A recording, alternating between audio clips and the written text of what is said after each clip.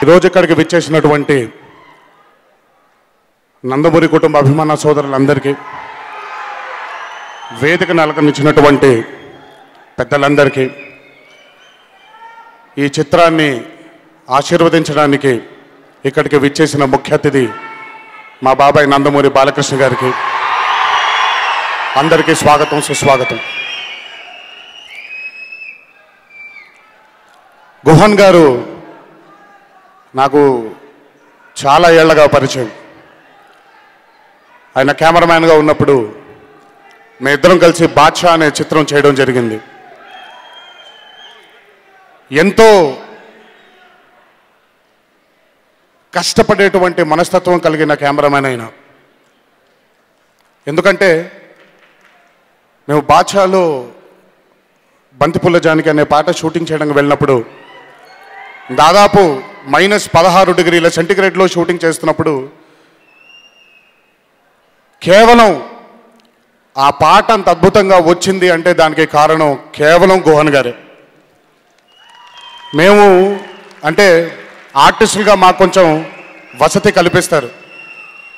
ఓ van పెట్టు, లేదా కాసేపు కారులో హీటర్ ఆన్ చేసుకును, ఆ చలిలో బయటికి వెళ్ళి మళ్ళీ షార్ట్ అయిపోగానే మళ్ళీ వ్యాన్లోకి వచ్చి ఆ హీటర్ ముందు వేళ్ళు ఆ చెవులన్నీ కొంచెం వార్మ్ చేసుకొని మళ్ళీ బయటికి వెళ్ళడం. కానీ ఆ పాట చిత్రీకరించినటువంటి 4 రోజులు అయిన ఏ రోజు కూడా కారు కూడా కాదు కదా, అసలు ఒక చెట్టు చాటును కూడా వెళ్ళలేదు. అంత ఇంట్రెస్ట్తో, అంత అద్భుతంగా ఈ పాట తెరకెక్కించాలనే ఒక ఇంట్రెస్ట్తో ఆయన ఆ పాటను అంత అద్భుతంగా మలచడం జరిగింది. అంతే ఇంట్రెస్ట్తో ఈరోజు 118 అనే చిత్రంతో మీ ముందుకు రావడం జరుగుతుంది. I'm sure Guhan sir, it is going to be a fantastic film. It will be one of the best films Anna has ever been a part of. All the best to you. And అలాగే ఈ చిత్రంలో నటించినటువంటి Nivetha and Shalini గారు. నివేత గారితో జైలవకుశ చిత్రంలో పనిచేయడం జరిగింది.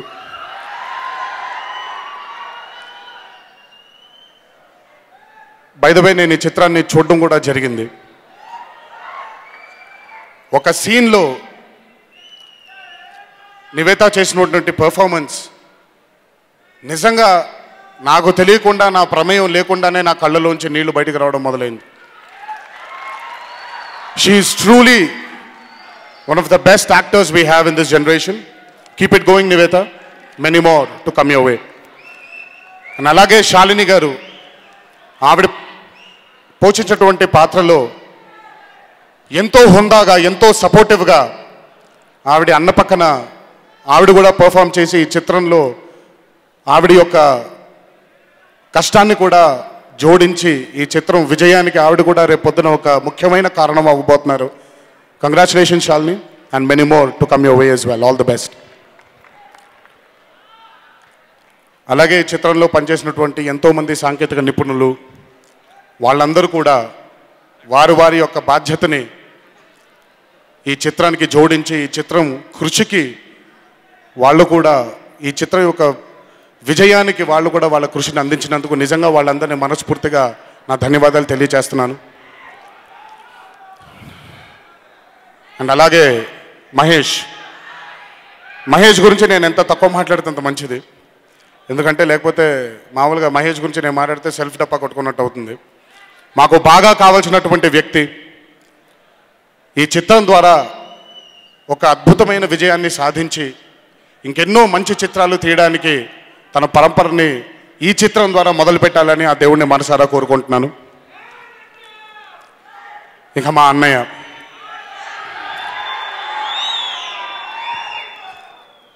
చిత్రంలో ఒక డైలాగ్ ఉంది, ఏదైనా మొదలు పెడితే అది ఎండ్ చేసే వరకు ఆగలేను, ఏంటో వెదవ క్యూరియాసిటీ అని. అది నిజంగా ఆయనకి బాగా సరిపోతుంది ఆ క్యూరియాసిటీ యాంగిల్లో. ఎందుకంటే ఒక కొత్త చిత్రాన్ని అందించాలి, ఒక కొత్త ధోరణిలో కథ చెప్పాలి అని ఆయన పడేటువంటి క్యూరియాసిటీ అవ్వచ్చు, కుతూహలం అవ్వచ్చు, బహుశా అది ఇంకెవరికైనా ఉంటుందేమో నాకు తెలియదు. నేను ఆ క్వాలిటీ 9లోనే చూశాను.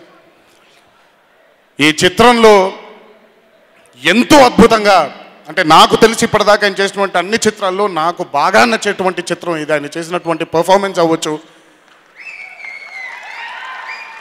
ఆయన అందించినటువంటి